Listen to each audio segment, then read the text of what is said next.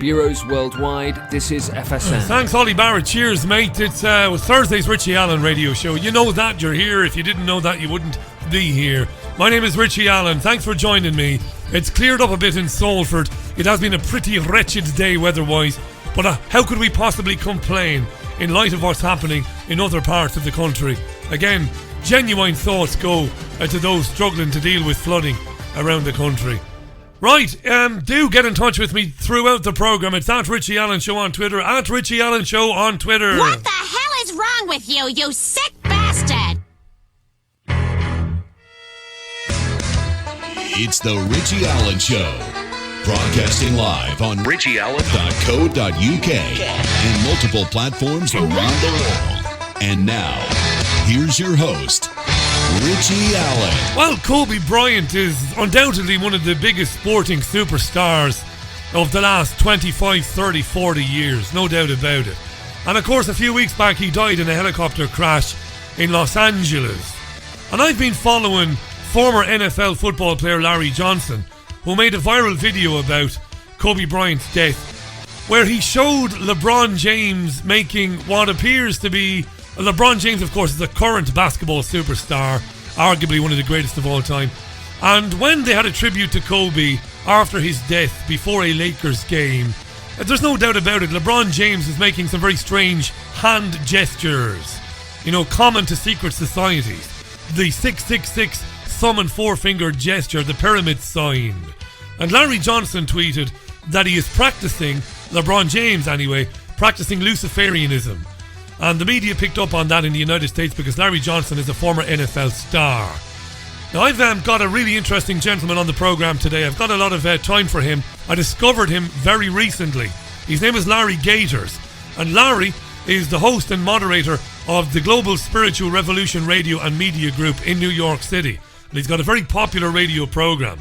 Larry talks about these issues and much more besides. So he joins the programme a little bit later on this hour, and we'll have an extended conversation with him about black secret societies, about the cult of celebrity. We'll talk about Freemasonry and much more with Larry Gaiters. And I think you'll enjoy hearing Larry.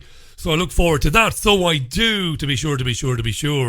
Coming up for 5.5 minutes past 5, this is your Richie Allen radio show. And would you believe it, Hayden Hewitt and Graham Booth will be broadcasting once again from the Trigger Warning Studios in North Manchester this evening at 10 o'clock because they have successfully fundraised. They have successfully raised the funds to replace the camera equipment and software that was stolen from them a few weeks ago. And I couldn't be happier about that. Chuffed to bits I am. So look out for that later on this evening. Hayden Hewitt, Graham Booth, Trigger Warning Gang, live at 10 p.m. For more details, go to triggerwarning.tv or look for the Trigger Warning channel on YouTube. More power to the lads, I say. Well, Sky News is beating the war drum then. I don't exaggerate. This isn't conjecture. I'm not going to rant. I'm not going to raise my voice. I'm not going to grandstand. I've never done it and I never will. No exaggeration. This is deadly.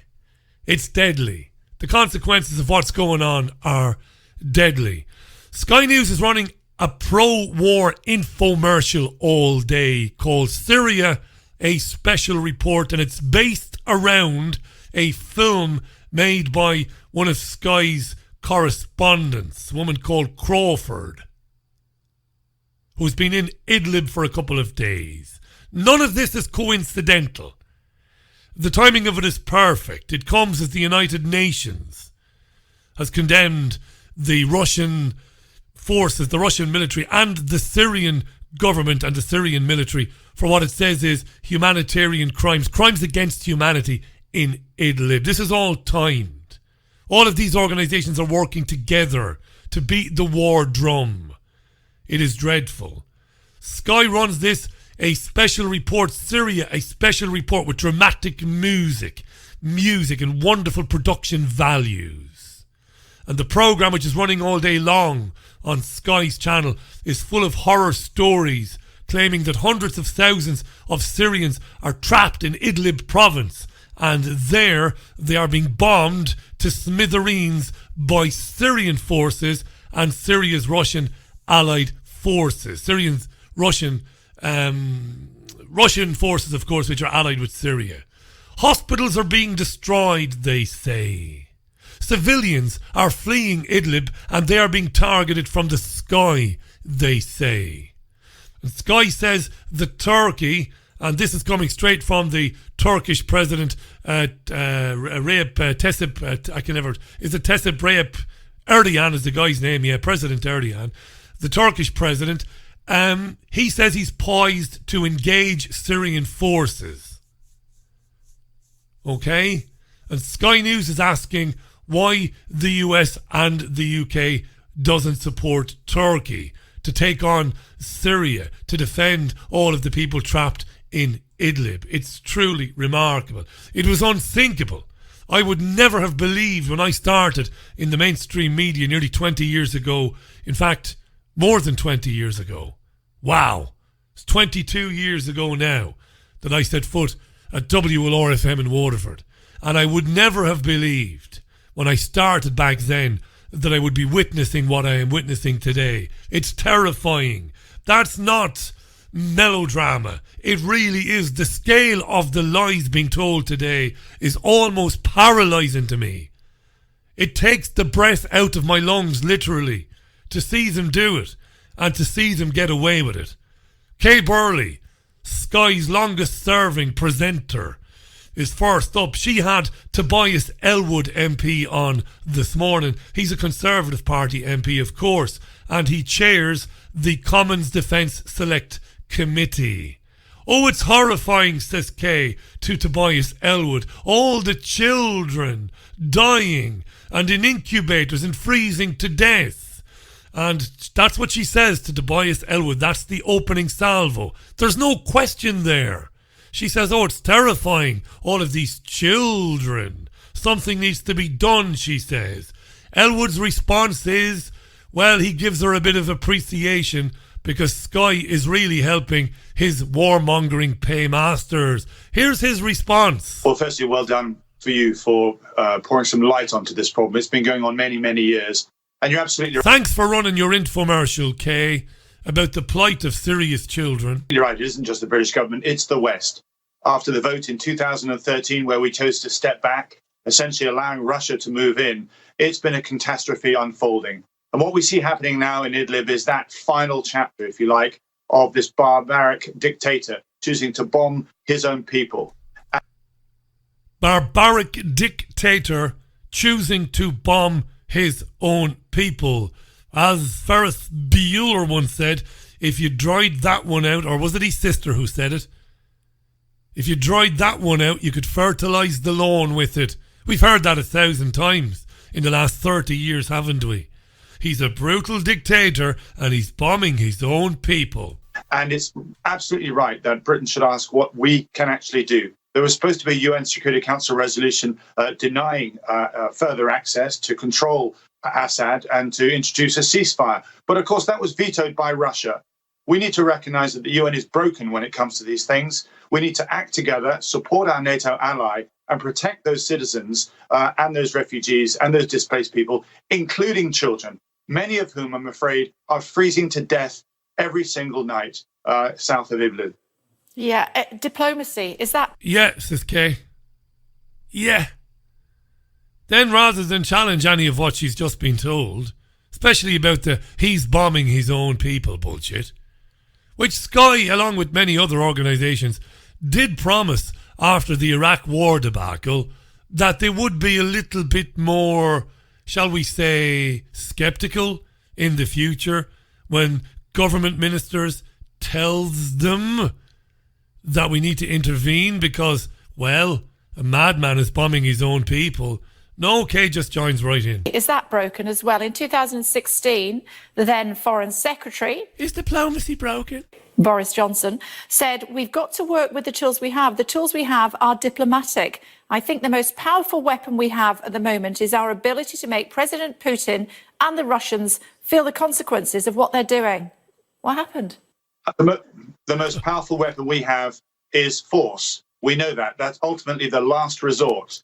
diplomatic procedures absolutely must precede that. But those, as you've been illustrating, are broken. The UN no longer works because of the veto by either China or, in this case, to do with Syria, Russia. So we have a major question to ask ourselves as this tragedy in front of us unfolds over the next few days. Are we going to allow a person, a dictator, a barbaric leader of Syria to actually bomb his own people? There's a precedent set here. After Rwanda, a rule came through, an international agreement that... A little bit of Rwanda revisionism here.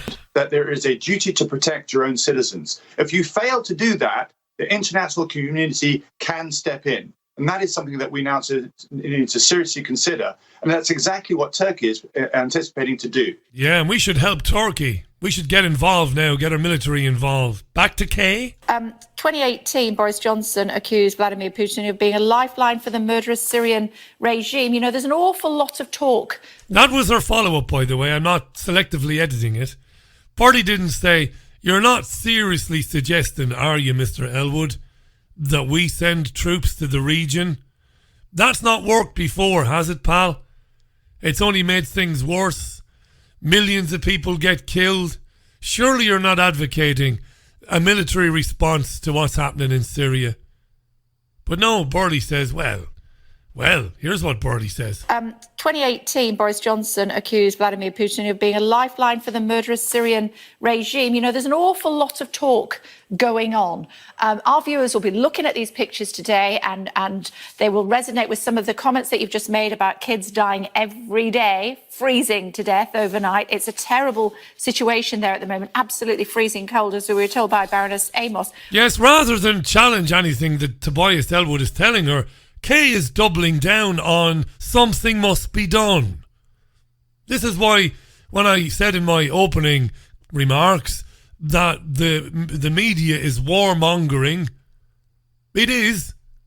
Our audience is watching the children on the report by Alex Crawford, and they see children freezing to death, and they're told that hospitals are being bombed by the bastard Bashar. They want something done about it, says Kay.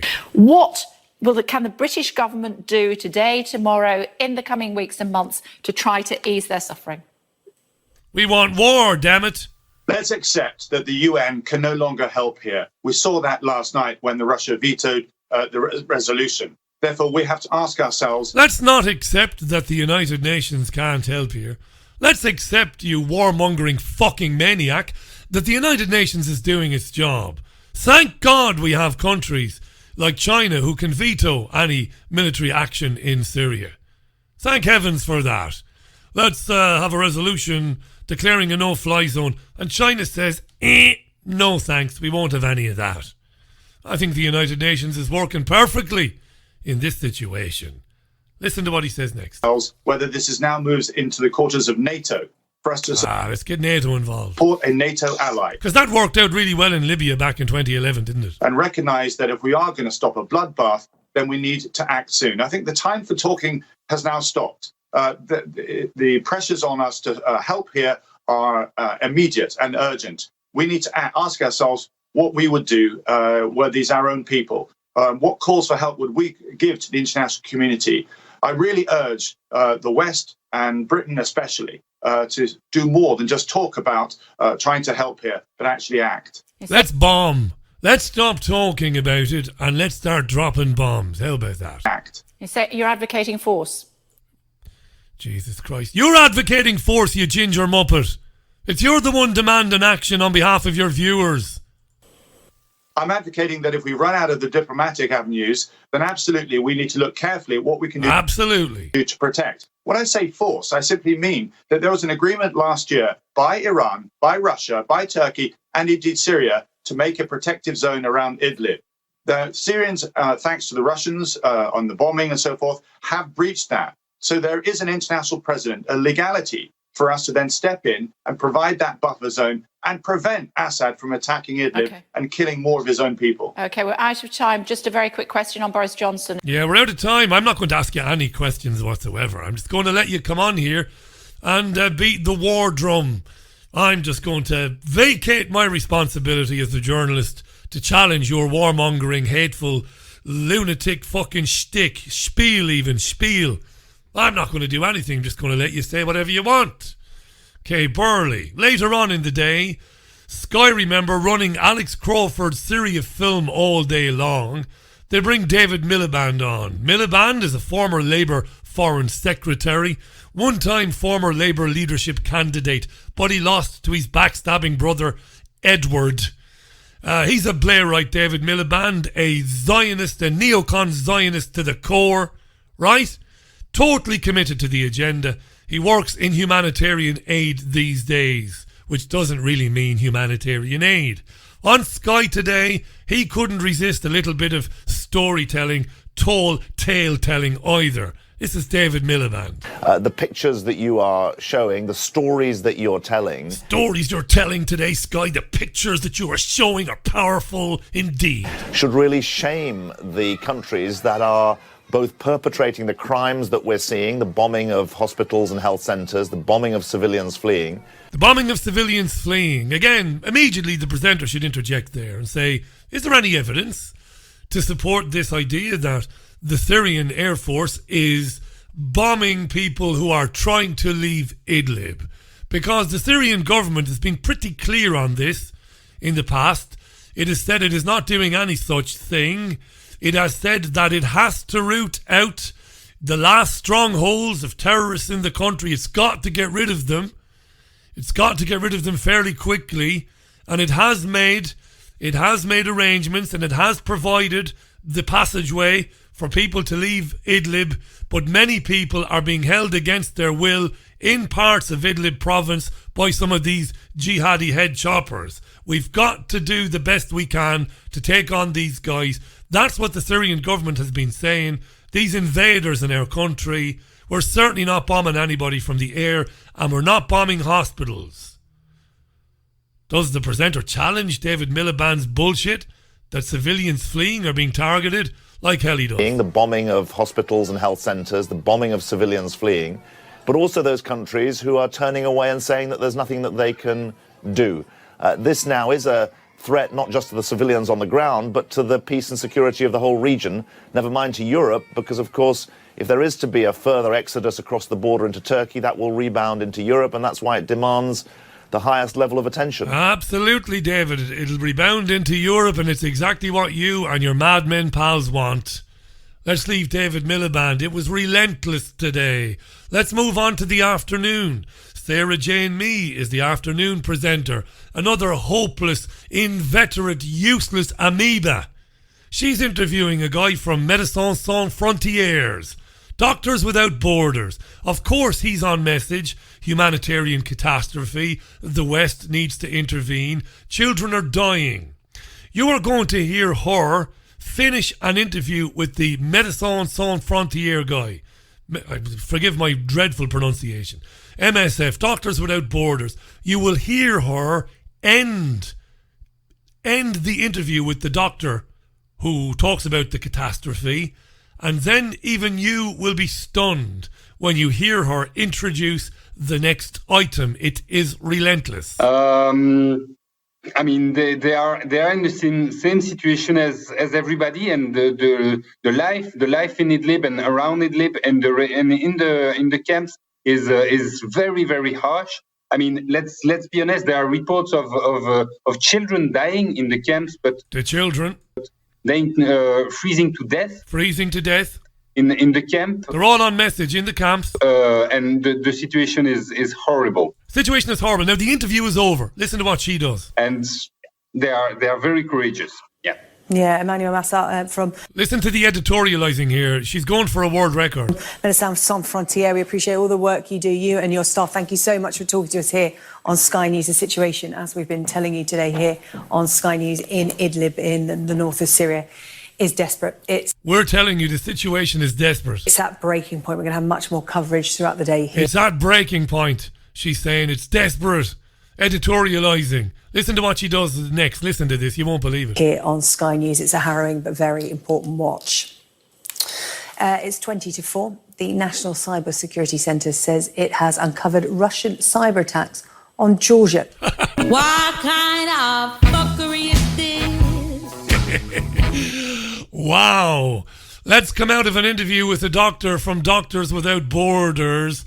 Let's editorialise and tell the audience how desperate it is in Idlib. The children are freezing to death. And then let's go straight into an item about how Russia is cyber attacking Georgia. It's relentless. Here's the story. They say Russia's military intelligence is responsible in an attempt to undermine Georgian sovereignty and sow discord in the country. Russia has denied any involvement in these attacks. Well, let's speak to our Foreign Affairs editor, Deborah Haynes, about this. Deborah, what more can you tell us? So this was a coordinated statement by the Foreign Office, also by the Georgian Foreign Ministry and by the US government as well, calling out the GRU, which is Russia's military intelligence service, for what they describe as a number of significant cyber attacks that took place in Georgia last October.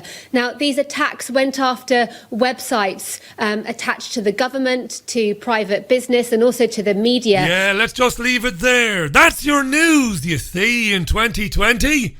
It's a propaganda machine. Let's go straight from a story about Russia and Syria bombing children and freezing children to death and eating babies and God knows what else, straight into a story that alleges back in October of last year, they're not very quick, are they, that Russia was cyber attacking the state of Georgia. Not the US state of Georgia, the country, Georgia. Incredible. And all these clips today of babies in incubators in Idlib, malnourished and underfed, well, obviously malnourished, underfed, and cold and miserable looking babies reminded me, of course, and I know many of you will not know this or will have forgotten all about it, will remember back in 1990 when George H.W. Bush's administration, desperate to back Kuwait, desperate to invade Iraq, brought a young girl called Naira to testify before Congress.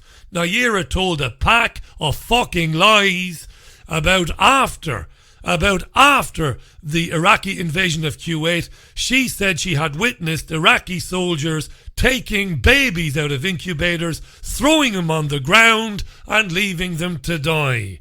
Eventually, even the US State Department had to acknowledge this was absolute horse manure. See, the thing about these people, I think David Icke has said this in the past in his all-day presentations. They're not very clever, these people. They repeat the same things, they tell the same stories, year in, year out, decade in, decade out. Babies in incubators in Syria today, babies being thrown out of incubators in Kuwait by the Iraqi army back in 1989, 1990, which of course never happened. Brilliant, huh? What about the warnings today about civilian deaths? Syrians are going to die in great numbers. The Russians and the Syrians are circling Idlib to try and get rid of the last ISIL strongholds, to get rid of the last terrorists. Civilians are going to die, we're being told. Well, what about the UK government's own report into the collapse of Libya? The Foreign Affairs Committee, Crispin Blunt, published a report on the Libya debacle, which said that David Cameron's coalition government, he was in coalition with the Lib Dems, basically told a pack of lies to the British people, exaggerating the threat to civilians from Gaddafi's government, and lying about the rebels and trying to keep hidden the fact that the rebels in Libya weren't really rebels, but were in fact Islamist jihadi fucking head choppers. Wow, that was in 2011 in Libya. Today we're being told that moderate rebels in Syria need to be backed by Western forces to help overthrow the dictator Bashar. Moderate rebels.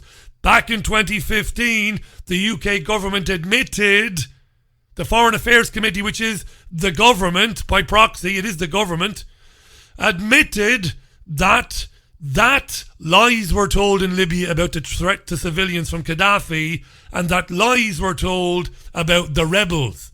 That they weren't really rebels, they were Islamist jihadi nutcases. But we've got short memories. Let's have a ceasefire. Let's wait for it. David Miliband today says, let's get some forces in there. Let's get NATO in there. Okay, Tobias Elwood MP, lots of Conservative Party MPs today saying, let's get NATO in there to create a buffer to prevent the the Russian and Syrian troops from attacking the terrorists in Idlib to protect civilians. Let's get a buffer in there. Maybe a no-fly zone so that we can get humanitarian aid to the people in Idlib. You know what humanitarian aid really is? Weapons. It's not dried food in massive parcels. That's what they'll show you on the television. They'll show you dried food being thrown off of lorries, freeze-dried food. They'll show you bread. They'll show you freeze-dried milk, powdered milk, eggs, and all the rest of it. But what the ceasefire or the no-fly zone is meant to give them the opportunity to do is to arm the fucking head-chopping lunatics in Idlib that were sent into the country by Israel, by the Saudis, by the French, by the British and by the Americans to begin with back in 2009. 29 and a half minutes past the hour. This is the Richie Allen Radio Show. Good to be with you.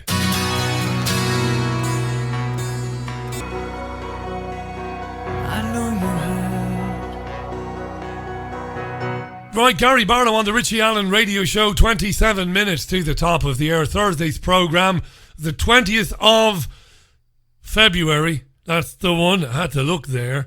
The 20th of February 2020. That's the one. I had to look at that as well. Welcome back, live on Fab Radio 2 in the great city of Manchester. Multiple platforms around the world. Of course, the programme is archived on iTunes, Spotify, through Podomatic.com. And, well, I'm looking forward to speaking with my guest this hour, the first time he's appeared on this programme. Before we welcome him to these shores, to this parish, let me tell you something. I've been in contact with a man called Larry Johnson. Now, Larry is a former NFL player. He played for the Kansas City Chiefs, I think. I wouldn't be the biggest expert now on gridiron, but he's a very interesting guy, former running back.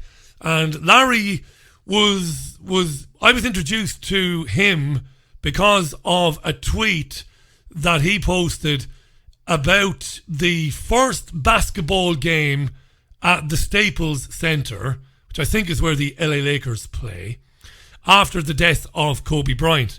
Now, I mentioned earlier, you know this, Kobe Bryant, one of the most famous athletes, not just in the United States, but in the world in the last 25, 30 years, hugely successful basketball star. And of course, on January 26th, I believe, he died in a helicopter crash, tragically died, along with his daughter and several other people. They were travelling in Los Angeles.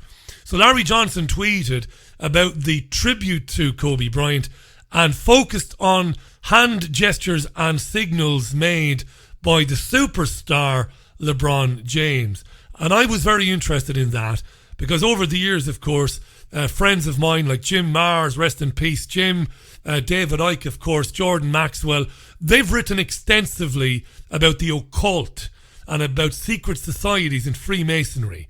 And it must be said, if you do look at the video, it's pretty extraordinary what LeBron is doing with his hands. It doesn't look coincidental to me, making the pyramid gesture, making the 666 sign with his thumb and four fingers. Right? I'm very interested in this. So I was introduced to my guest and I'm excited to have him on. He's a popular radio host and the moderator of Global Spiritual Revolution Radio.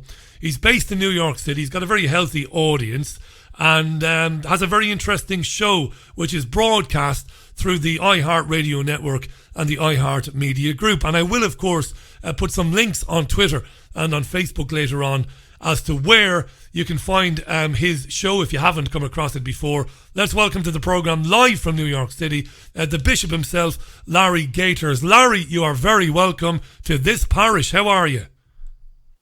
Thank you so much, Brother Richie. It is a great honor to be on your show for the very first time here in this 2020 year. And I am so honored and I'm so excited to be a part of this global platform. And I've been a big fan of yours for many, many years. So we're really excited to unpack this Kobe Bryant shadow conspiracy today. Thanks, Larry. Thanks for saying that. I think you mean you like most people, some of the guests who come on this program, they've got very interesting things to say, and many of the guests who've been on in the past, the ones I've mentioned, they share your interest in this particular subject. You're interested in philosophy and spirituality, in religion and Christianity, Luciferianism and Satanism.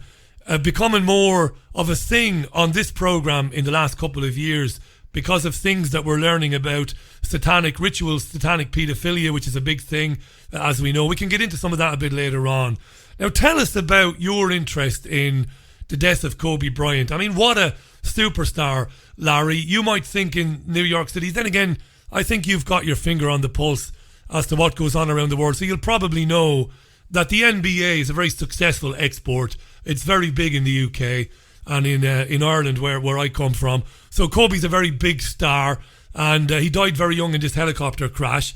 And I suppose most people would look at it and think, what a tragic thing. Kobe's dead, young daughter, left a family behind. It's a terrible thing, which it is. But you've been looking into it, not just since he died, but even before he died, people like Kobe. And there's a lot more to people like Kobe than meets the eye. Over to you. There's more going on with these very big, powerful sportsmen and women and celebrities than we maybe understand, Larry. Yes, we have to start with a Black secret society that very few people even know about, Brother Richie, and that is the Black Boule Secret Society. That began its inception on the 15th of May in 1904 in Philadelphia, Pennsylvania, which is the hometown of Kobe Bryant, which is also the city and the state that LeBron James passed Kobe Bryant for third on the all-time NBA scoring list. Wow. The night before Kobe died. I'm going to come back to that in a minute. So in order for us to understand the foreground of why Kobe Bryant died concerning through this shadow conspiracy, we have to lay the foundation, Brother Allen, going back into the background of this sinister Black secret society called the Boule, capital B-O-U-L apostrophe E, which means Sigma Pi Phi in the Greek alphabet. And so then the Boules are the advisors to the king. The Boules, Brother Allen, are the protectors of what we call the crab barrel system. Now, what is the crab barrel system? It is a global system, my brother, that represents not only the African-centric diaspora, but all people of all ethnicities who are placed in this global roundtable, this global system called the crab barrel system.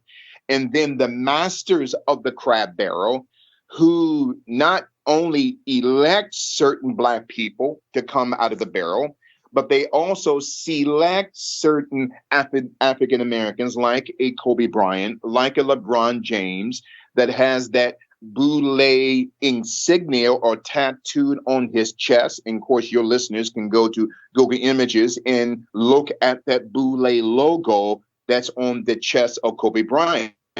So then the Boule Secret Society, in the book entitled The History of Sigma Pi Phi by Dr. Charles H. Wesley, he talks about on page 146 that there is a Black secret organization called the Divine Nine, which is the National Pan-Hellenic Council, okay, that was started and subsidized with both Rothschild and Rockefeller money. So you had 9 Greek Black secret societies, my friend, who are under the umbrella of what we call the Boule Secret Society. And these 9 Black organizations, from Alpha Phi Alpha to Iota Phi Theta, here in the United States. Now, if you remember specifically the Knights of the Round Table. Now, Dr. Charles Wesley, quickly, before we get to Kobe, in the history of Sigma Pi Phi on page 146, he talks about the Knights of the Round Table, and that it is the Boule Secret Society that are assigned and designed as the protectors of the Knights of the Round Table, that there are anywhere from 9 knights up until 150 knights. But 9 knights represent 9 of the 13 families, Brother Richie, that control 99% of the world's wealth. I'm talking about the Rothschilds, whose real name is the Bauer family, the Oppenheimers, the Warburgs, the Rockefellers, the John Jacob Astor dynasty, who are nothing more than Khazarian Jews. I'm not anti-Semitic, but I'm just exposing the truth here today. The Bilderbergers, the Habsburgs, the Sassoon dynasty. Now, remember, many centuries later, there was a billionaire hairstylist by the name of Vidal Sassoon, whose phrase was, "If we look good, we don't look good." But his history going back to the 16, 17, and 1800s to the Sassoon dynasty, they were behind the global opium trade and the opium wars in China from 1839 to 1860. And of course, the 9th Illuminati family is the Li dynasty, capital L, capital I, who were the Illuminati family that allowed the Sassoon dynasty to bring in the opium drug trade into Indochina. Okay, so this is the Knights of the Round Table, the 9 who control 99% wealth. But Brother Richie, more specifically important, you have 9 Black Greek lettered secret societies, who in which each and every Black Greek lettered secret society is assigned to protect a knight on this global round table that we call the Luciferian system.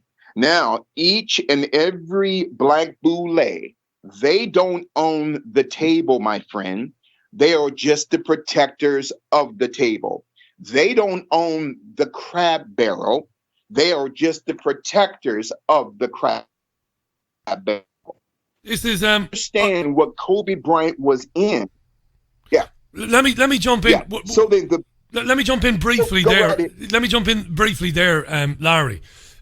First of all, yes, there is a little bit of a problem with the line. I do have a landline number for you. I might call the number because there is a little bit of a delay and you are breaking up a little bit. It's not your fault.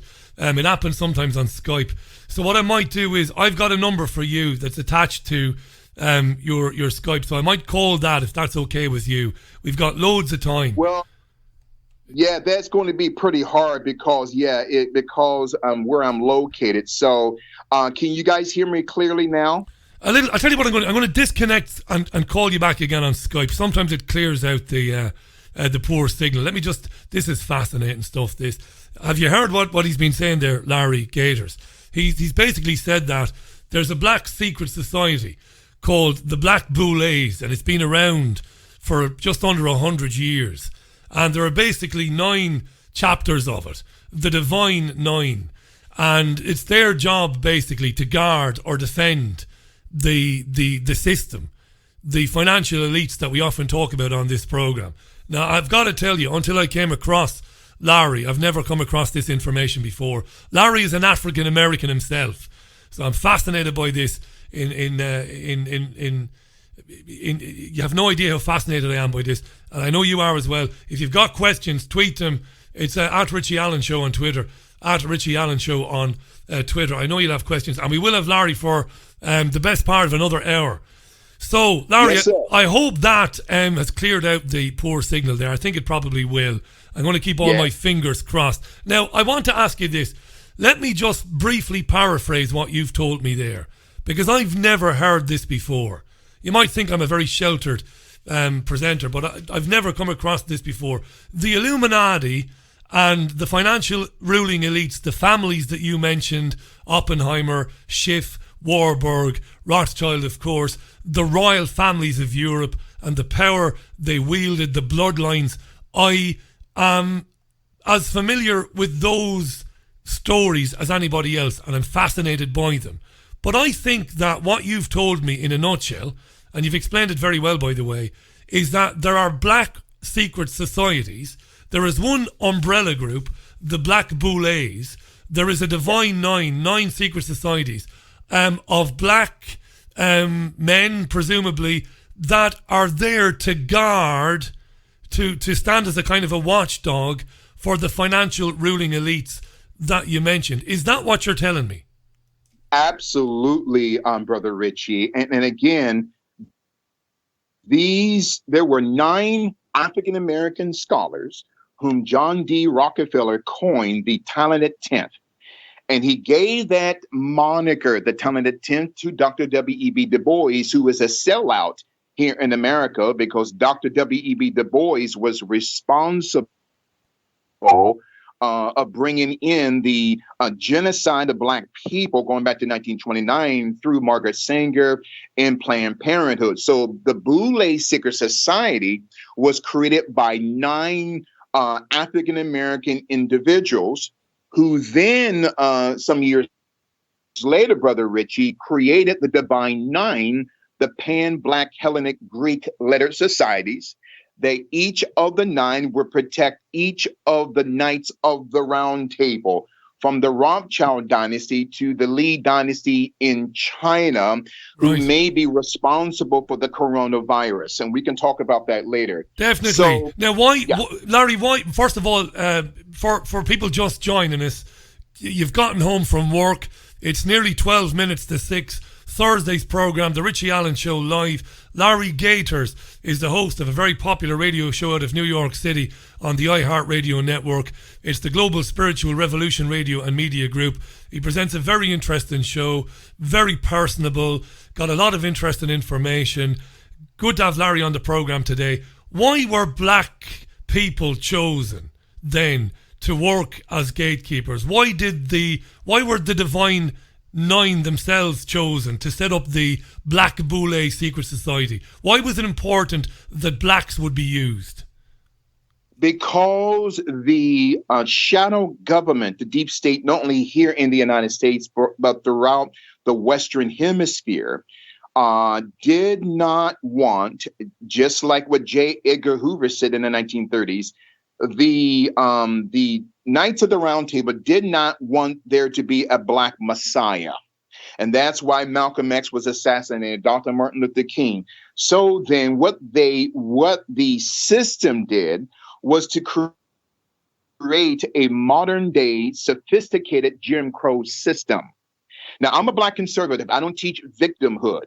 Yeah. But to answer your question, Brother Richie, the system was so afraid to allow the black diaspora to be independent from the plantation of what we call the Luciferian secret societies. So they're using people like Jay-Z and Beyonce and Kobe and LeBron and Barack Obama, and they're using these black boulets. And mind you, my brother, there are 100 chapters, 5,000 members throughout the United States, throughout the Caribbean, and in your neck of the woods throughout the UK. These people, black men and women, are chosen to protect the system so that the system can blood suck the other 99%. So to answer your question specifically, they were chosen out of fear so that the system can be protected. So the Divine Nine, the Pan-Hellenic Council of Black Greek lettered secret societies, doctors, lawyers, judges, dentists, they are established, my friend, to protect the system. Amazing. Larry, let me jump in. This is amazing stuff. So we know, I mean, I'm a history graduate. We know that black men and women and children in numbers that we can't even imagine were forcibly taken from Africa and brought to the Caribbean. Yes. They were brought to the United States. They were brought to the UK. And somewhere along the line, the hidden hand were terrified that because these black, I'm not trying to appease you when I say Right. this. I believe this. I believe that those people were incredibly spiritual. They were incredibly religious. They believed in the divine. These black men and women that were taken from their country. And you believe, Larry, that the establishment, the real hidden hand, was terrified that because of these people, because of their closeness to God, because of their spirituality, that amongst these black people that were kidnapped, that a leader would emerge and would take on the global financial elite network. That's what you mean. That is a perfect point you just made, Brother Richie. Wow. The system is so afraid of the potential power of a spiritual people. So then this Divine Nine, each of the Black Greek letter secret societies is assigned a knight of the King Arthur's system of the Luciferian Round Table. Now King Arthur represents one of the 7 personalities of Lucifer. Again, King Arthur is one of the 7 personalities of Lucifer, from whence we get the term Lucifer. Yeah. Now, if you take the word Lucifer and spell it backwards from right to left, then you get a Latin word, refico, which means the recycling of fecal matter. That represents the DNA of the system. When we talk about Lucifer, Satan, devil, well, the first letters of Lucifer, Satan, and devil is LSD. MK Ultra, 1953. So then it brings us up to Kobe Bryant. Now, Kobe Bryant was drafted out of high school in 1996 as the 13th pick. Now, that number 13 is very critical because it represents the first 13 levels of the global Masonic order. On the back of the $1 bill, the US dollar bill, it has a pyramid from where we get the term paramine or paradigm. Yeah. There are 13 steps. Now, Kobe's father, Joe Bryant, played for the Philadelphia 76ers, and that logo has 13 stars. Now, we come to the death of Kobe Bryant. Now, on the 24th of January, last month, Friday, 2 days before Kobe's death, the stock share for his company, the Bryant Stable Mutual Fund, drastically dropped 2 days before Kobe's death. The day after Kobe's death, on the 27th of January, the stock quadrupled. Just like someone in 9/11 made a killing, somebody knew Kobe Bean Bryant was going to die. So Kobe Bryant was riding in what we call a Sikorsky S-76B. Now, if you get a chance, my brother, go to Wikipedia and type in Igor, capital I-G-O-R, Sikorsky, okay? His bloodline goes back to the Russian occultic court of Peter the Great, back to the 1600s. Now, that second photo down on Igor Sikorsky's Wikipedia page, it shows a photo of a young Igor Sikorsky, who was the founder of the helicopter that Kobe died in. Now, that second photo down on Wikipedia, it shows a 1914 picture of Igor Sikorsky with his right hand in his jacket pocket. And you talked about that term a few minutes ago, my friend, the hidden hand. So that right hand is inside of the jacket of Igor Sikorsky in 1914, with his thumb and his pinky outside of the jacket. That represents the horn of Lucifer. Yeah. Now, you see, so then, in order to dissect what happened to Kobe, we got to go back to the origination of not only the Black Boule Secret Society, the Knights of the Round Table, protected by the Black Illuminati, the Boules, and now this Igor Sikorsky, who was a 33rd degree Mason in the Russian and Soviet court of Peter the Great. As we move forward here, man, this gets really deep now. Now we come to Kobe Bryant, the author. Kobe Bryant writes several books going back to 2019. His first book is called Epoca, the Tree of Ecroft, capital E-P-O-C-A. Now, if you take that word Epoca and then write it backwards from right to left, because Hebrew is written from right to left, then we get a name of a female secret society out of Spain called a Cope, capital C-O-P-E, whose founder was a female Satanist by the name of Concepcion Arenal, capital A-R-E-N-A-L. On Wikipedia, if you type in her name, capital C-O-N-C-E-P-C-I-O-N, Arenal, capital A-R-E-N-A, it will show her left hand inside of her jacket pocket, meaning that she is a 33rd degree Mason within the feminist secret society called a Cope. And she was also a practitioner of a religion called Santeria. Kobe Bryant's wife, Vanessa Bryant, her family is heavily involved in Santeria. So I'm dissecting this, my brother, because Kobe is a part of what we call a Holy Wand system. So Holy Wand, the wand of a witch, you make a wand out of wood. This is where we get the term Hollywood. So Hollywood has now become a part of the life of Kobe Bean Bryant. Now, as we move forward here, the company that owned the Sikorsky 76B chopper that Kobe died in is a company by the name of Island Express Holding Corporation, Brother Richie, in Van Nuys, California, which is owned by Lockheed Martin, which is owned by George Soros. George Soros owns most of the shares in both Lockheed Martin and the Island Express Holding Corporation.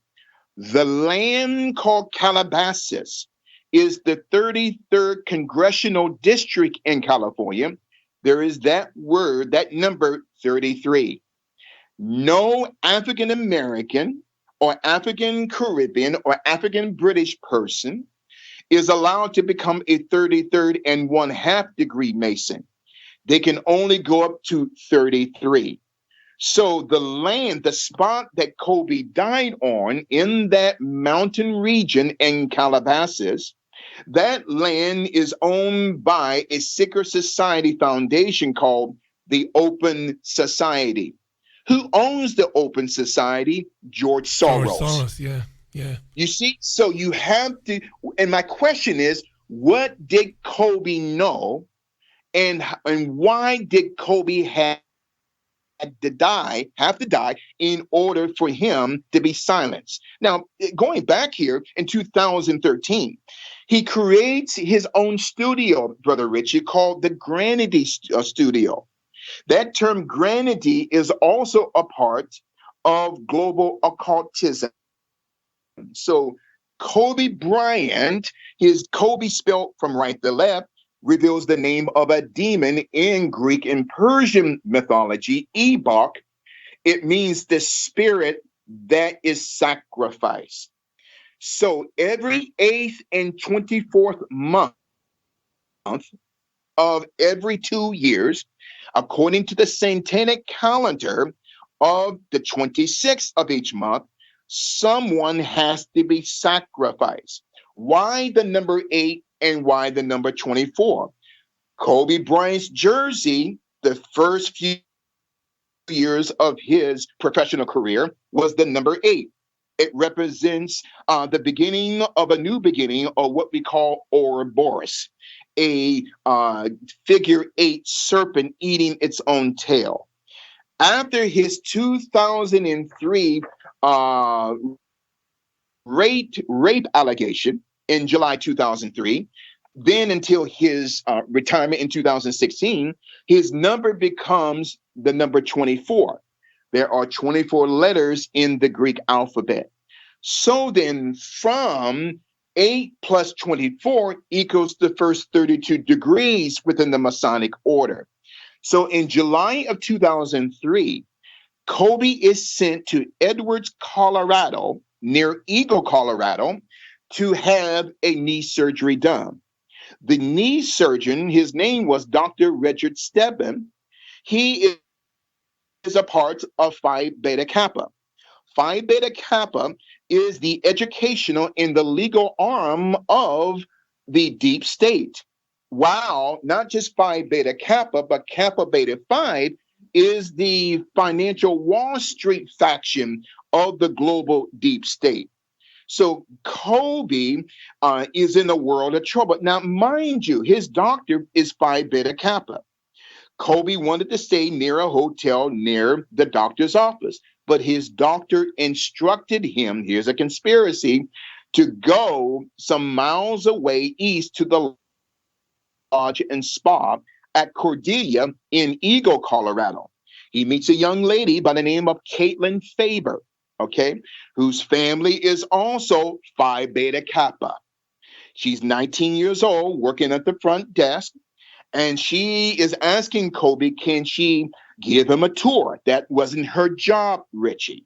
So then she goes to his room. One thing leads to another. She says, wait a minute now. I want money, okay? Kobe says no. She leaves the room. She doesn't call the police or the sheriff's department. She doesn't even go home.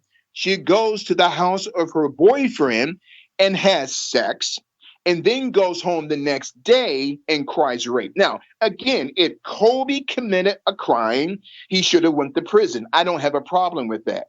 But from that point, 2003 forward, Richie, Kobe Bryant's life is transformed.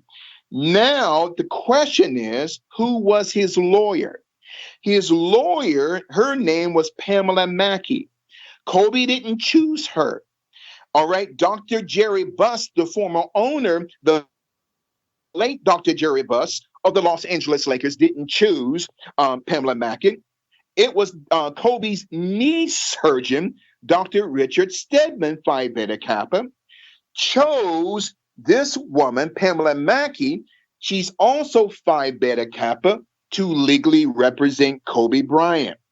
Now, a year later, September 2014, the charges are dropped, money is exchanged. So we have to understand that the powers that got Kobe out of this mess was the same powers, Brother Richie, that took him out. So Kobe Bryant, a shadow conspiracy, was nothing more than a Luciferian project. So then he goes through this dark metamorphosis called the Black Mamba. Just like Beyonce becomes Sasha Fierce, which is a female demon. So you have to understand, my brother, that throughout Hollywood, they have to go through this homosexual, lesbian, and bestiality initiation rite in order to go to the next level. So then post 2003. How do you know that? Hang on, Larry. Hold that thought for a minute because I've left you go on a bit there because I'm fascinated listening to you. But I want to just summarize for a minute where we are, and then I want to take you up on the rituals that you've just begun to describe. You said that before these stars can get to the next level, they've got to go through these rituals or rites of passage. So before we get into that, I want to remind our listeners, we've got Bishop Larry Gaiters live on the radio today from New York City. Larry is the host and moderator of Global Spiritual Revolution Radio, which is part of the iHeartRadio network. He's got a really interesting and very popular radio show in New York City. And we're talking about the late Kobe Bryant, who died in a helicopter crash on the 26th of January, which is around about 4 weeks or so ago. Now, we got into talking about why Larry believes, and this is really interesting, I've not heard this before, Larry believes that there is a black secret society called the Black Boule Secret Society, and it was set up by 9 prominent black individuals, the Divine Nine, and that this black secret society, which encompasses many modern day powerful prominent black men and women, is actually a gatekeeper or a kind of a guard for the real ruling elites of the planet. And we talked about how Larry believes this black secret society was set up by the Rockefellers because there was a fear that because Africans were stolen, were kidnapped in chains, taken to the US and taken elsewhere, because these were very deeply spiritual people, intelligent people, God-fearing people, religious people, that eventually a Messiah type figure might emerge from the enslaved black men and women and families and communities, and that Messiah might take on the financial global ruling elites and the royal families. And to prevent that, Larry believes that the black secret societies were set up, and he's been talking about those. And Larry has explained how he believes that Kobe Bryant was somehow ensnared in these black secret societies. In fact, I think, Larry, you talked earlier on about a tattoo, and I have looked online. I've seen this tattoo. I believe LeBron James, superstar, has the same tattoo. And Larry's been explaining to us why he thinks that Kobe Bryant might have been, in fact, murdered. And he's been connecting dots here. He's been linking Kobe to various Masonic figures and other secret society figures, including his former surgeon, his lawyer, and it really is compelling stuff. This is compelling. I'm not patronising Larry. I'm fascinated by it. But before we go on to talk about Beyonce and Kobe and this ritual that you believe happens before they make the next leap to, super global superstardom, I want to take you back to something you said earlier on. You said that Kobe's company was doing poorly, or his main business interest wasn't doing very well, but the shares quadrupled in price in the days after his death. And I think you said, Larry, that there is evidence that somebody might have had some put options. Somebody might have known and made a killing on on Kobe's company, on the shares going up. Can you tell us a little bit more about that? Because that sounds like it could be real evidence that somebody knew he was going to die. The Security Exchange Commission, according to the New York Times, had put out an article the week after Kobe's death that they are presently investigating the company that Kobe and another man, and this, I'm so glad that you asked me that question, my friend, that which takes me to a character whose past is like a ghost. His name is Jeffrey Stiebel, okay? Capital S-T-I-B-E-L.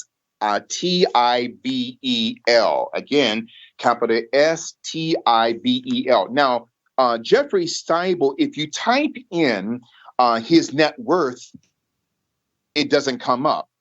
Kobe Bryant's net worth comes up. Why is that? So then this Jeffrey Stiebel, was introduced to Kobe Bryant. So then the 2 days before Kobe's death, the shares of Bryant Stiebel, which is a venture capitalist hedge fund out of Hollywood connected to Wall Street, went drastically down, okay? Then a day after Kobe's death, that stock quadrupled, just like 9/11. So in other words, I'm not trying to connect anything, but it is so suspicious, as if someone had predictive, and what we call this predictive programming, okay?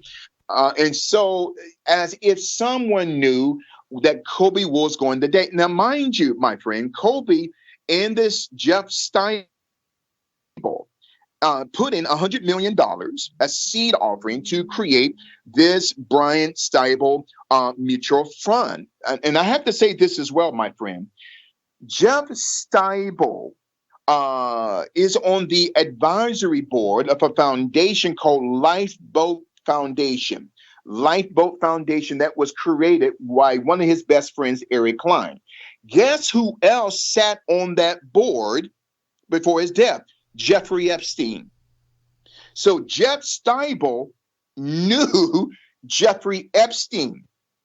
Also, Jeff Steibel and Jeffrey Epstein sat on another board called the Mind, Brain, and Behavior Advisory Committee at Harvard University, which is connected to the CIA's program of the Brain Initiative under the Obama administration in 2013. These are My not. question is, sorry, Larry. These are not loose connections. These are pretty strong connections, aren't they? I mean, Kobe was obviously very, very close to this guy Steibel.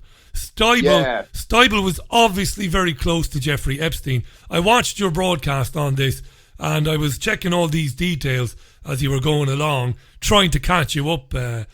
Trying to catch you out there, Larry, trying to trip you up there, but I couldn't do it. The connections you were making are genuine. So this is really interesting information.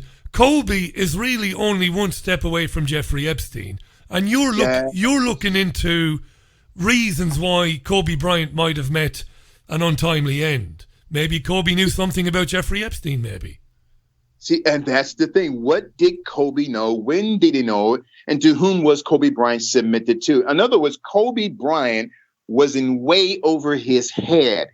So then the deep state used him. Now, mind you, this Jeffrey Steibel is also the chairman of a foundation called the Brain Gate, which is partnered with Stanford University's CIA undergraduate program in psychology. Now, remember the case where the Supreme Court Justice Brett Kavanaugh was accused, right, by Christine Blasey Ford. Yeah. Christine Blasey Ford is, or maybe she's not anymore, a professor in the CIA program of their psychology program at Stanford University. So Jeffrey Steibel is connected to that program. And this Christine Blasey Ford's father, Ralph Blasey II, ran 3 CIA companies, and we'll get back to Kobe in a minute. So Christine Blasey Ford's father, Ralph Blasey II, ran Redcoats Incorporated, Data Watch, and the Admiral Security Systems in the same building where Fusion GPS was located. In D.C., Fusion GPS tried to bring down President Trump with this fake Russian dossier. And also, then you have Ralph Blasey III, the son of Ralph Blasey II. Ralph Blasey III is the brother of Christine Blasey Ford. So the third was an attorney with a law firm called Baker Hostetler that was also located in the same building as Fusion GPS, all connected to Jeffrey Steibel. So then Jeffrey Steibel is introduced to Kobe Bryant. Why did Kobe Bryant not investigate the past of Jeffrey Steibel? Jeffrey Steibel is under indictment from over 35,000 people because of a Ponzi scheme, that he's involved in. Wait a minute now. Why would Kobe? Why wouldn't you find out? Why wouldn't you find out? This is great. Why wouldn't you find out? I'll tell you what I think you've proved, because I've got to be objective here. I've got to be neutral. I think what you've proved. Now, I don't know if you've proved that Kobe was murdered, but you're making a very interesting case, because I think what you have proved is that Kobe had what must be seen, I think, as very unnatural associations. He was surrounded by people who were working for very powerful think tanks, people who were involved in very highbrow think tanks, yes, people who were involved in financial, in very high finance, Ponzi schemes, as you said. He was definitely surrounded by people who had more than tenuous links. In fact, they had strong links to the intelligence community. There's no doubt about that. That's pretty unusual for him to be surrounded by so many people with, secret society links, high finance links, think tank links, government links, and of course intelligence agency. That is bizarre. Nobody would have known anything about that.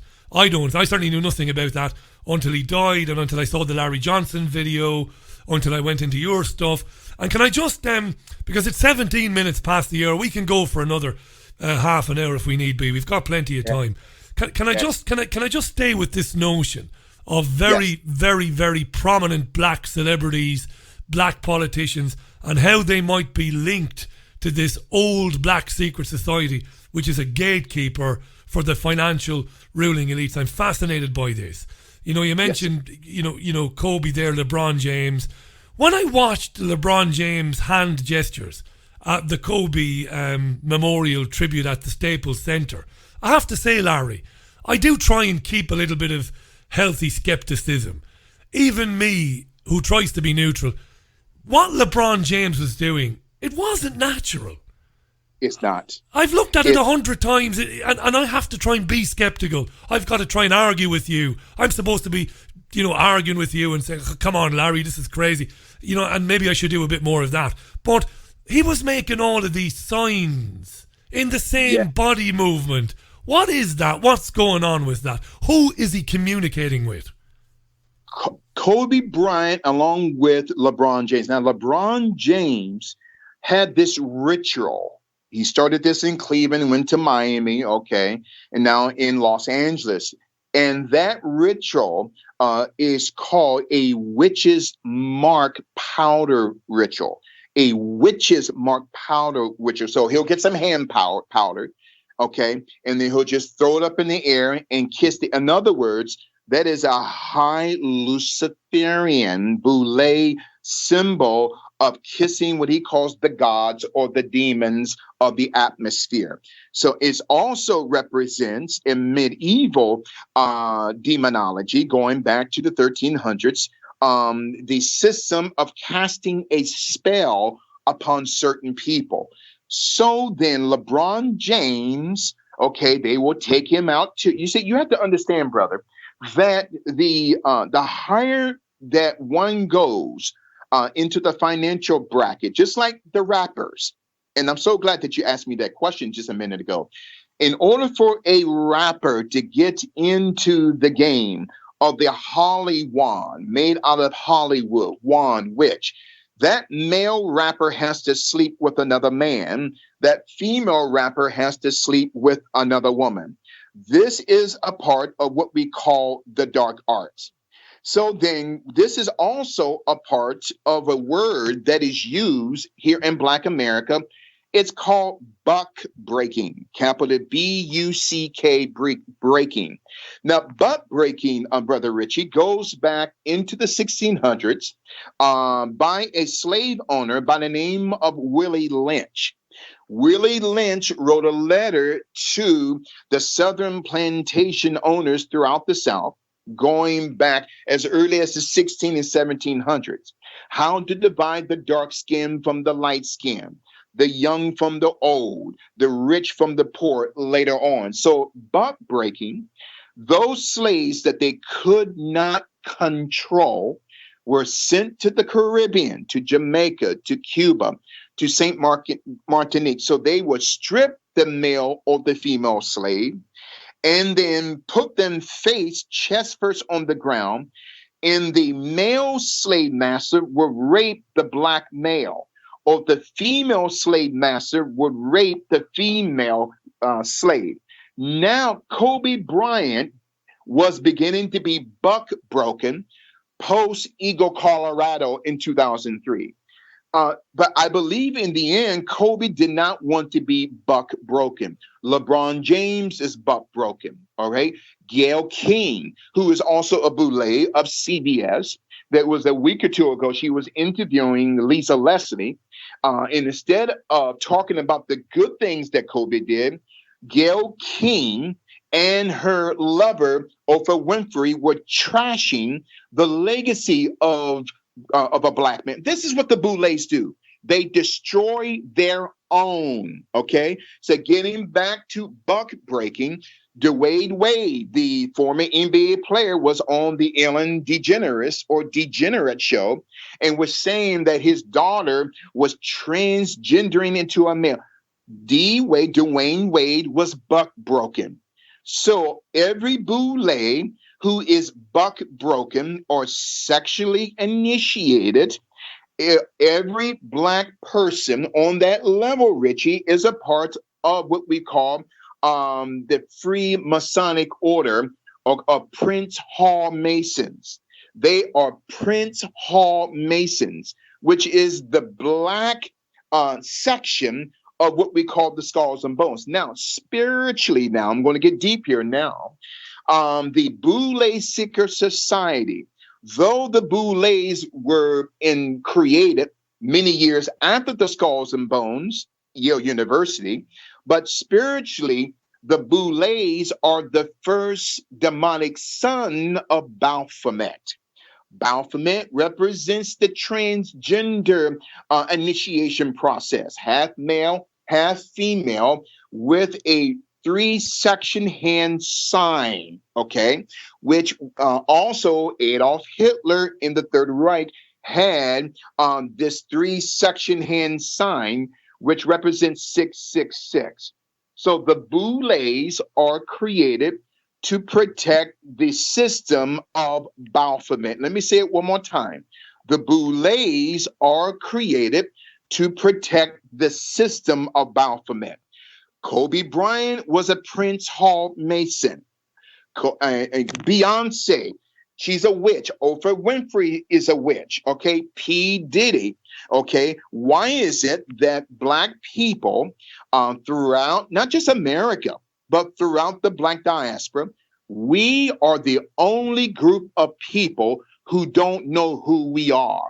We know what we are, but we don't know who we are. So we're worshiping people like 50 Cent, quarter, nickel, penny, Ice-T, Ice Cube, Ice Tray, Snoop Dogg, dog this, dog that, Pitbull, because black people are slaves in the Hollywood system. And mind you, I'm getting an email saying, Bishop, where did the Prince Hall system come from?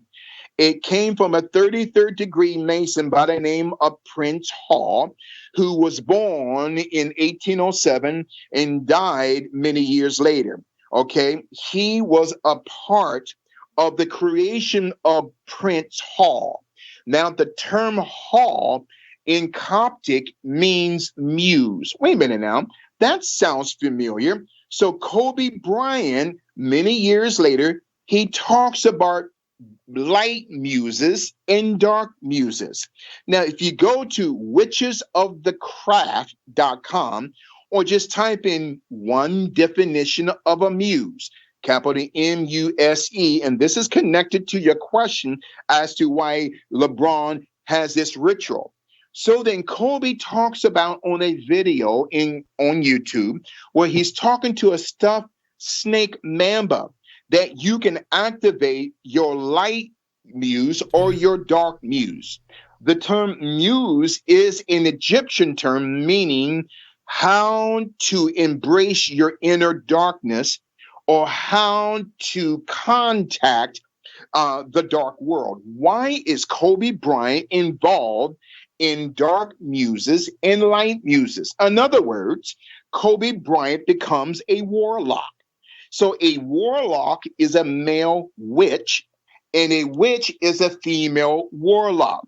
So Kobe Bryant, LeBron James, and every NBA player who is assigned a jersey number, and that number is connected to the occult. This is heavy, brother. So but you know what, Larry? Let me just jump in. The thing about you is it's really fascinating to me.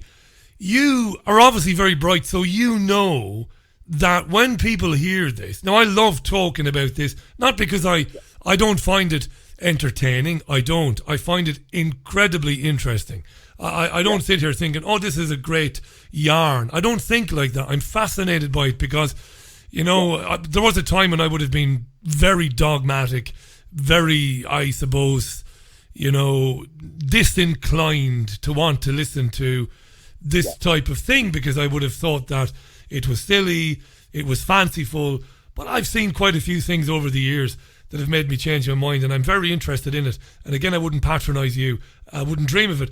But you are aware that I think it's fair to say when the vast majority of people hear this stuff, it either goes right over their head or they think, this is crazy.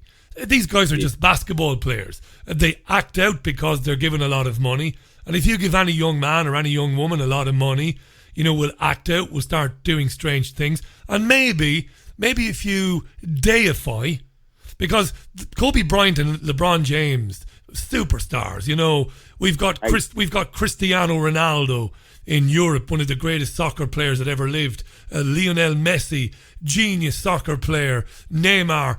When you bestow upon these young men all the money and all the riches and all the acclaim, and you kind of deify them, maybe that's the reason why they begin to act a bit strange. And maybe they have a kind of, inner kind of a crisis of identity. Who am I? And maybe they start looking into the dark arts or the occult. So what I'm saying is, I think some of our listeners might be thinking, Richie, this is compelling stuff by Bishop Larry, but at the same time, maybe these young people are just being turned weird, maybe, by the deification of them. You know what I mean, Larry? I'm not saying I don't believe what you're saying. I take it all, under advisement. I listen carefully. I'm very respectful. But some of our listeners will think, this can't be happening. They'll think. See, and that's the thing. See that, and I thank God for your honesty.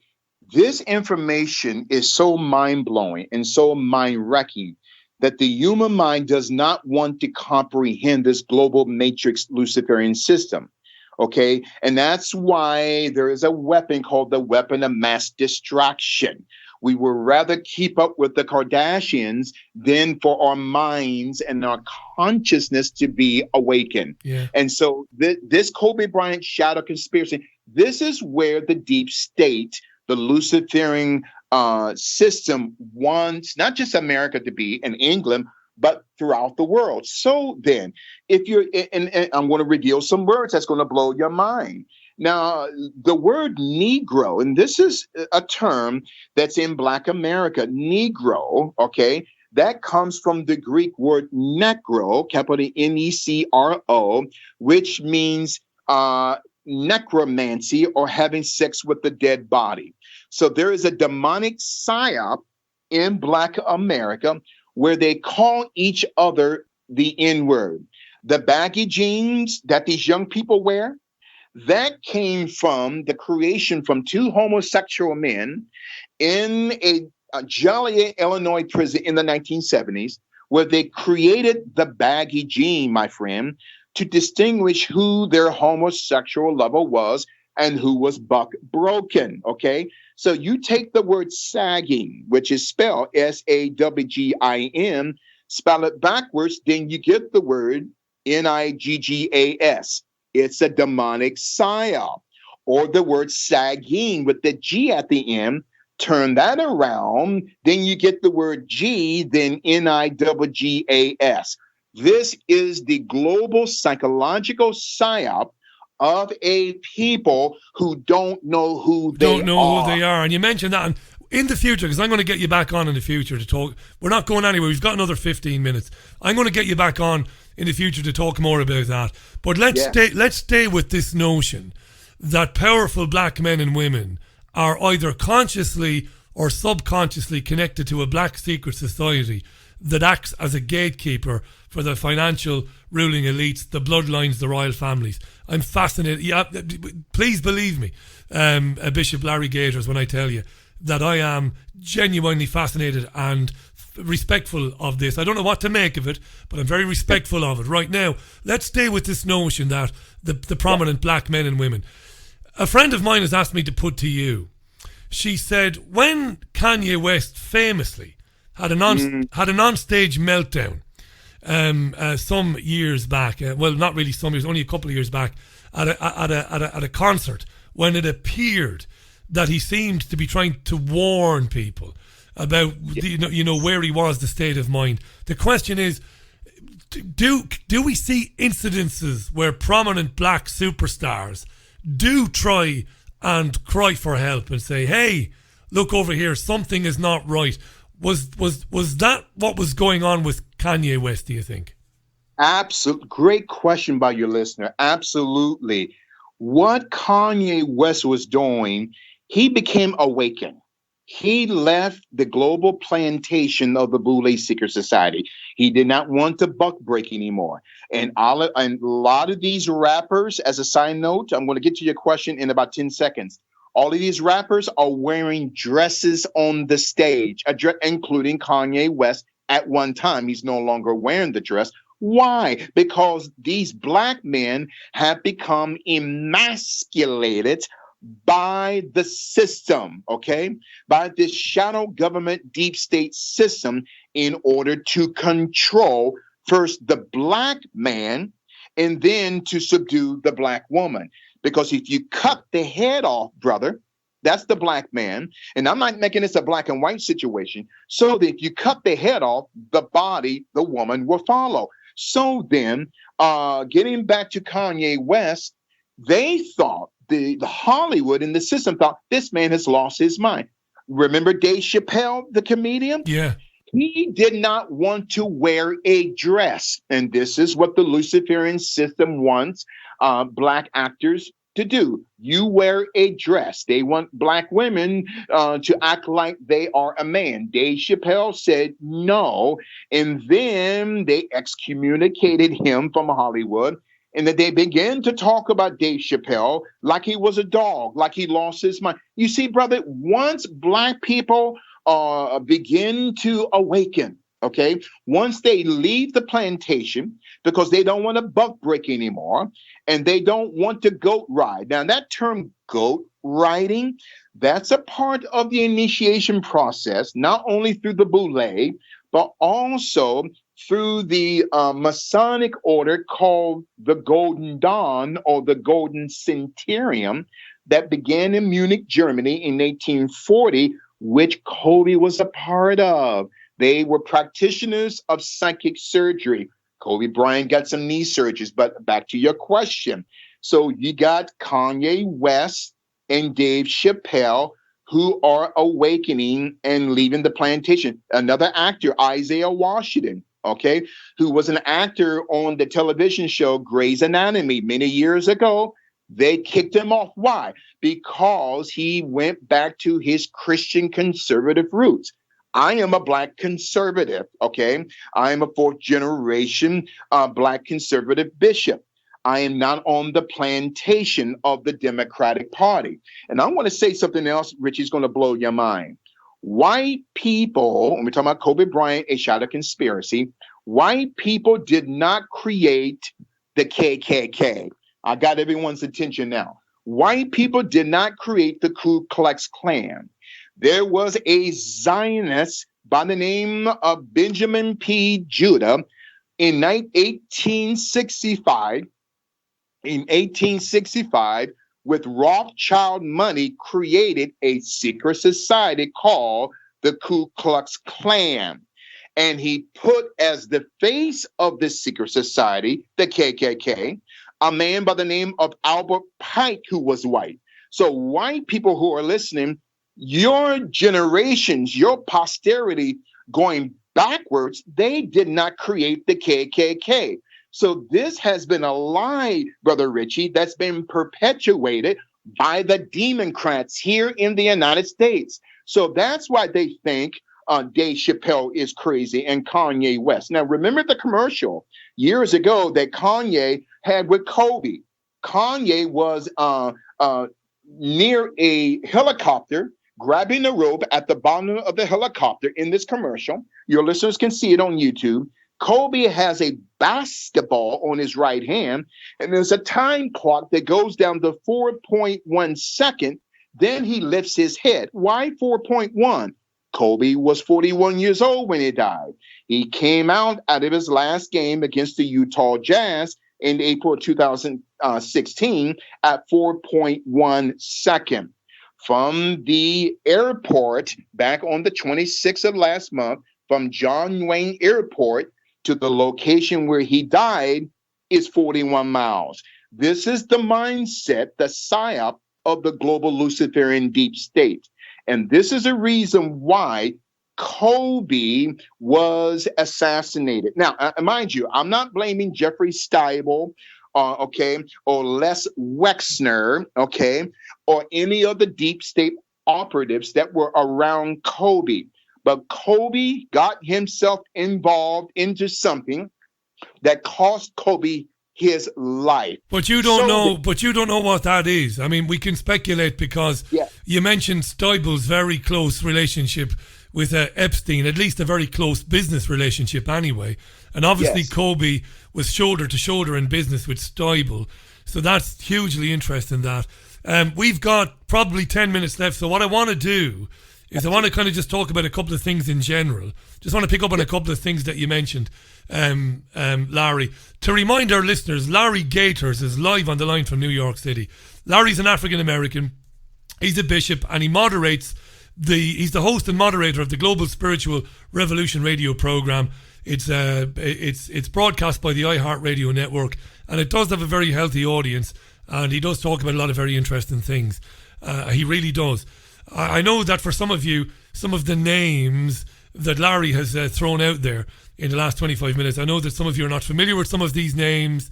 Dave Chappelle, I'm sure you're familiar with, but some of these other names you maybe not be familiar with. But the great thing about YouTube and the great thing about iTunes and Spotify is you can listen back and you can cross-reference some of these names.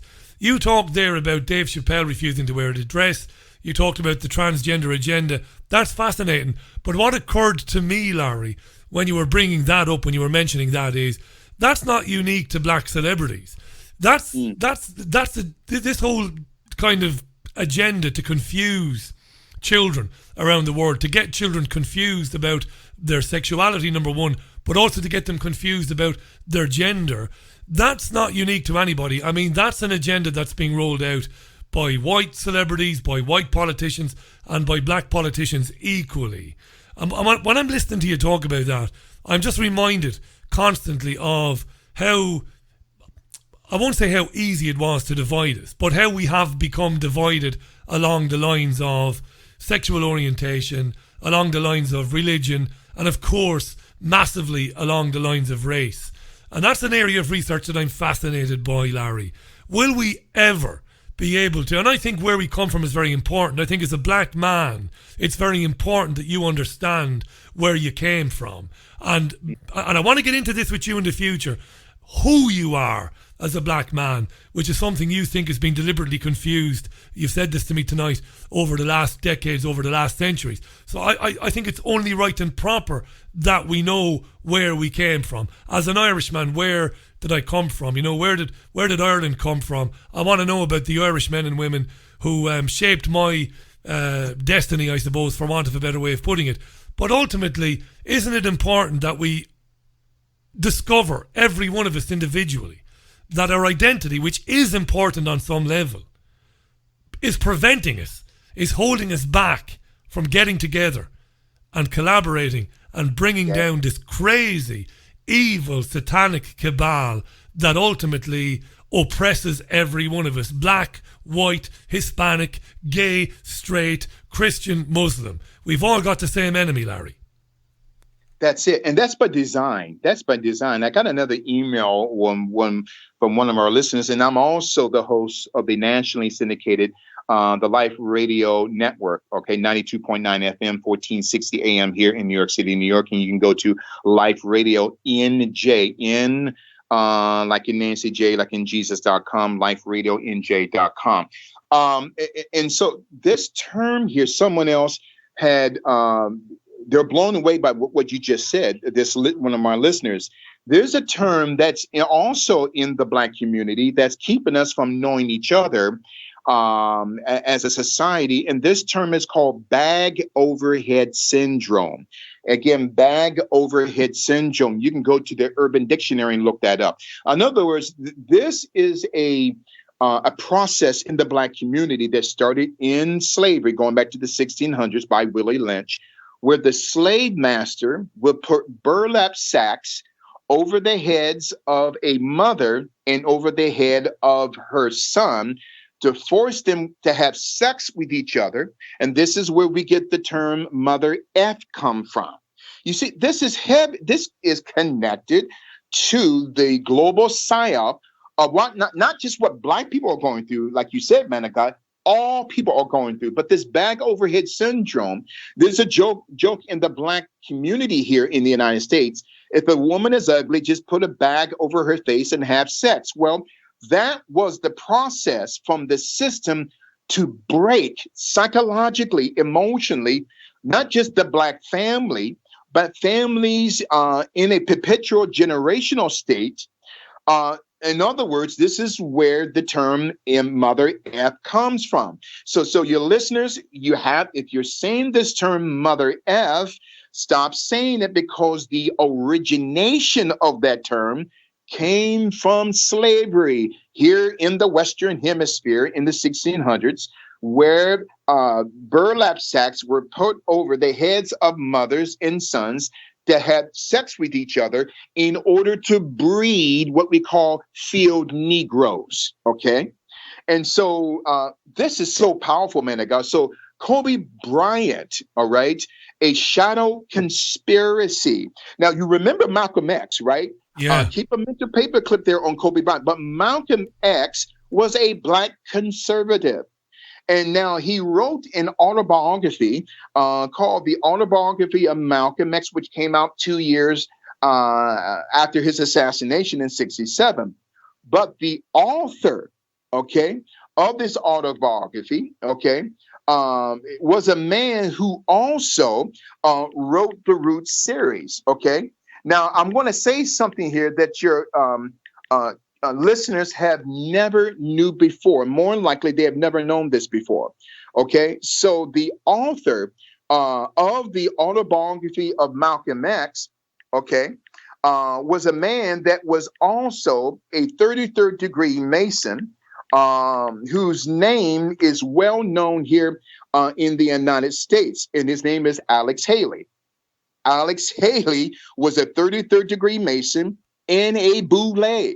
Malcolm didn't know that, just like Kobe didn't know about the past of Jeff Steibel. Can I ask you this, Larry? If the Masons are such, I mean, we're led to believe that the Masons, the Freemasonic Society, is a very secretive one, and Masons don't broadcast their membership, or they don't walk around wearing a badge. Some do, some wear rings, I know, and stuff like that. Is there definitive proof that people like Alex Haley and others were 33rd degree Masons? This is not conjecture. Are you telling me that we know this to be true? You go to the website, okay? Boule.com or Sigma Pi Phi, okay? Sigma Pi Phi and their website. Now, I'm going to say this. You go to Wikipedia, Sigma Pi Phi, and they give a detailed listing of past and present boules. And mind you, that boule logo is descripted as a half a man, half a woman. That represents the transgender sexual disorientation of the boule. You can go to sigmapiphi.org, sigmapiphi.org, or just type on Wikipedia, which gives daily updates of the listings of those past, present Boule Secret Society members. Okay. Another credible site here in Black America is the Rastafari.tv, capital RASTAFARI.tv. Okay, which gives detailed listings of Black and present day Boules. I know this is hard for people to understand. And this level of the Boule Secret Society, okay, and getting back, before I forget, getting back to the insignia of the half a man, half a woman, half a beast, that's the logo, Brother Richie, on the insignia of the Boule Secret Society, that has his right hand on what we call an urn, capital URN, which they keep the ashes of dead people. And there's a symbol on the urn that represents the wheel within the wheel within the wheel.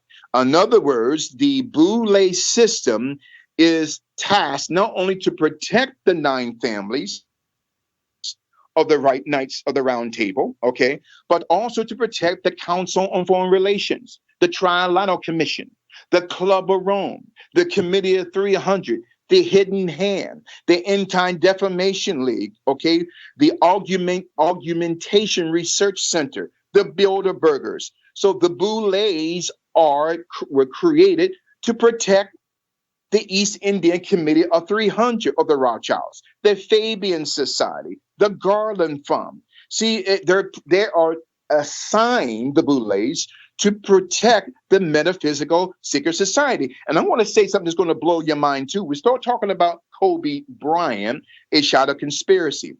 All of our Black organizations here in the United States were not started by Black folk. The NAACP, okay, that was created in the early 1900s, okay, was not created by Black people. And I'm going to say, the bishop is not anti-Semitic. My job is to present the facts to your people, and it's up to your people to come up with the proper conclusions. Now, the NAACP that was created in the early 1900s here in New York City was created by a man by the name of Henry Moskowitz, okay, who was a Romanian Khazarian Jew who, along with the Spingarn brothers, created the NAACP. Why? In order to control the movements of Black America. I know this is hard for people to understand. Well, it's what, sorry, Larry, it's what David Icke calls the inversion. It's an inversion. Yeah. The National Association for the Advancement of Coloured People does the very opposite. It doesn't advance the position of people of colour. It does the bloody opposite. I can understand that. Yes. I can understand how these organisations would be set up to do the very opposite of that which they are set up to do. I totally get that. Again, these are things I wouldn't have contemplated some years ago, but I can see it clearly now. It's quite staggering, yeah. And what you just said was so powerful, Brother Richie. That's why you're a great host. When you look at the NAACP that was created in 1914, okay, by the Jewish power elites, okay, through Henry Moskowitz, through the Spingarn brothers, okay, much later by Julius Rosenwald. Julius Rosenwald, the creator of the Sears Roebuck Company.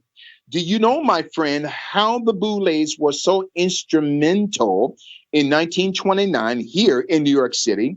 They were approached by a demon by the name of Margaret Sanger, the founder of the Birth Control League in 1921, which later became the precursor, okay, for one of the most prolific and demonic eugenics systems in this country and around the world, Planned Parenthood.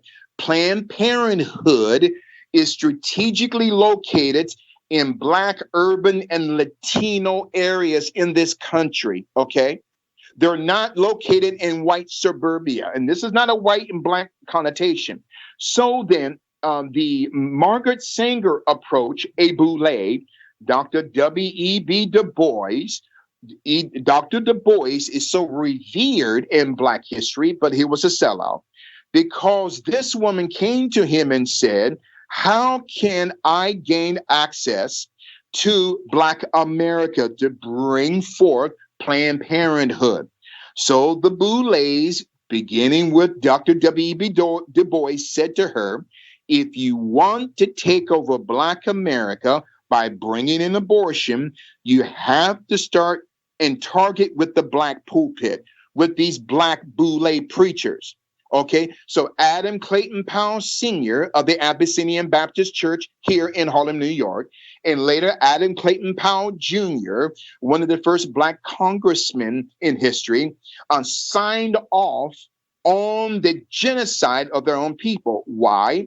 Margaret Sanger paid each pastor $500 of the Harlem Pastoral Alliance in February of 1929 to support Margaret Sanger to build the first Black abortion clinic in April of 29 on the corner of 125th and Lenox here in Harlem. Why didn't she go to Hollywood? Why didn't she go to the white suburbs? She targeted Black America. Why? Because Margaret Sanger said that the most unsafest place for a child to be is inside of his or her mother's womb.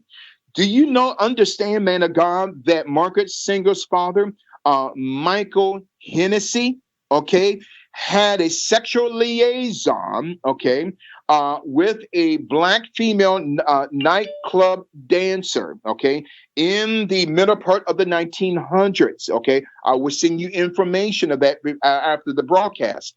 So Michael Hennessy, the father, okay, of Margaret Sanger, had a liaison outside of his marriage, okay, with a nightclub dancer in Harlem, okay, and according to the Margaret Sanger papers here in house at New York University, okay, and according to the 1932 edition of the Birth Review, chapter 2, page 5, Margaret Sanger said that her father, okay, Michael Hennessy, had a liaison with a nightclub dancer, okay? Very few people know this.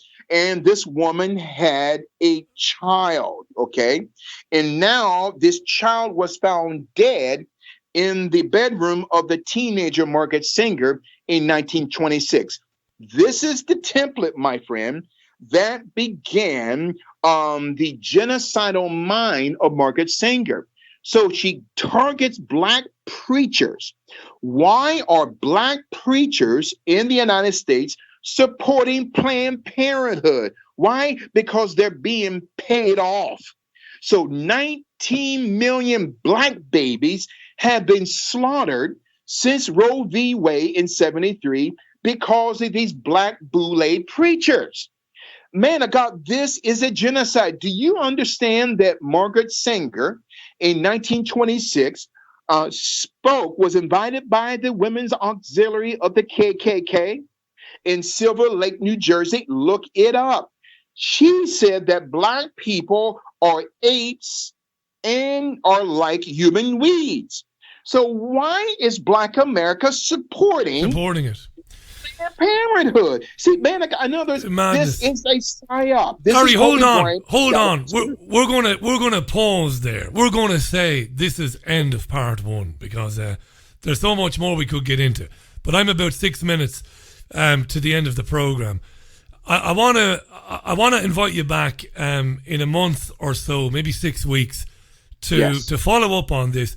But I'd also like to talk about identity politics with you. I'd like to talk about the whole notion of white privilege, what slavery means in the 20th century. You talked about Black identity. I want to get into that with you because I think you've got some very, very interesting ideas on that. What we've been talking about today has genuinely blown my mind. I admire your sincerity. I admire the depth of research that you've put into your broadcasts on your own program and what you've done today. I've been listening to your show in the last 24 hours and before that to try, as I said earlier on, to try and trip you up, to try and catch you out on some of the associations that you've made. But I couldn't do that. I think you make a compelling case for what it is you're saying, even if for some of my audience they might think this is way over my head, this is impossible. I don't think it is. I'm willing to give this a chance. I really am. I just want to remind our listeners that you can follow Larry on Twitter. Let me give you his Twitter handle, and then before we go, he will very quickly give us some links where you can hear his program. Larry can be found on Twitter very simply. His handle is Bishop L. Gaiters, and Gaiters is spelled Gaiters. That's Golf Alpha Indigo Tango Echo Romeo Sierra. That's Bishop L. Gaiters. Follow Larry. You'll find links to his program there. Really interesting stuff, Larry. I'll give you the final word. Thanks for your time today. Thanks for honouring us with your presence. Where can people go to hear your radio programme, which I've heard, and it is professionally produced and presented, and it's very interesting. Where can they hear it?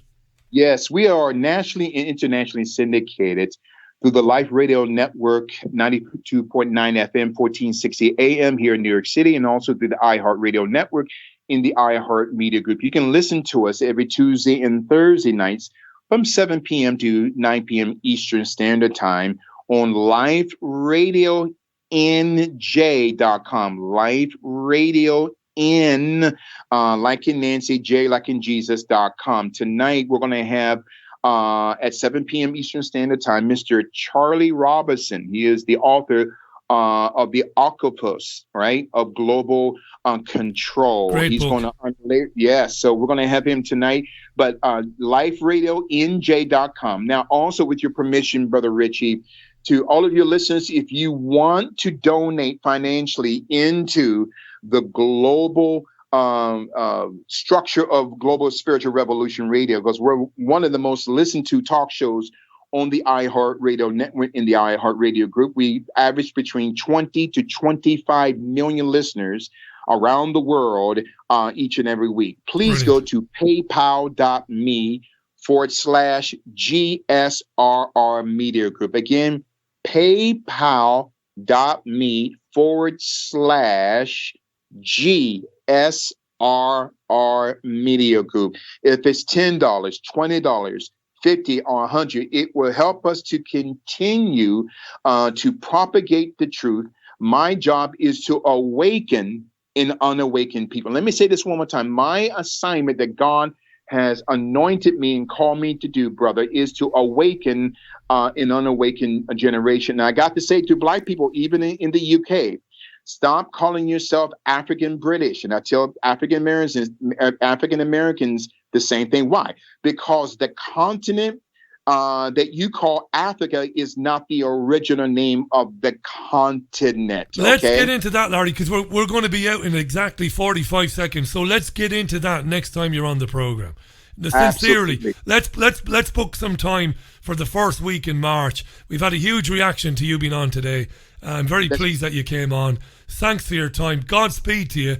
And I'll be in touch with you in the next couple of days. We are live. We are going to end, and I've got to get this program onto YouTube and onto podcast. I will link you into that, of course, on Twitter. It's been great, Larry, having you on. Thanks for your time today. And I can't wait to catch up soon. It was an honor to be on with you, brother. We'll see you the first week of March. God bless you there in the UK. Can't wait, Larry. Bishop Larry Gaiters, live on the Richie Allen Radio Show. That's it for us. That's it for the week. Thanks so much to Larry. Thanks to you for listening. I will tweet out links. I will retweet Larry so you can find his radio program.